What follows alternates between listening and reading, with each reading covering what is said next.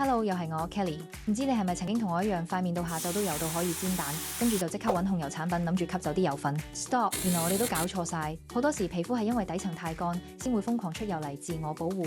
所以控油之前，你更加需要關注嘅係保濕。係咪敷盒 mask 就叫真正保濕呢？你可以想象下一塊好乾嘅海綿，你將水倒喺佢表面，望落好似濕咗，但其實水分只係停留喺表面，好快就蒸發翻，根本底層仲係乾。要成塊海綿變翻柔軟脹卜卜，就要將水分噴入去，等佢由內到外都吸飽水。我哋嘅皮膚都係一樣，去到真皮層都飲飽水，成個皮膚嘅水油平衡狀態先會穩定。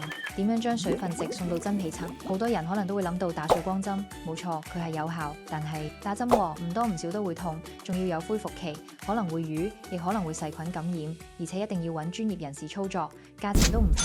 加埋嘅風險成本唔係個個都接受到。如果有種方法可以做到水光針嘅深層導入效果，但又完全無痛無創零恢復期，你又點睇？佢就係 DEP 超水光導入，佢用嘅電穿孔技術已經得到 FDA 認證，可以直達真皮層甚至筋膜層。簡單理解就係透過微電流喺你皮膚表面暫時打開好多隱形小通道，將醫美級精華直接送到真皮層。呢個深層保濕方法持久有效，而且極低風險。上嚟 girlday365.com 了解更多 DEP 療程嘅資料或者留言，想試 DEP。我直接 send 條 link 俾你，預約你第一次基底飲飽水嘅體驗。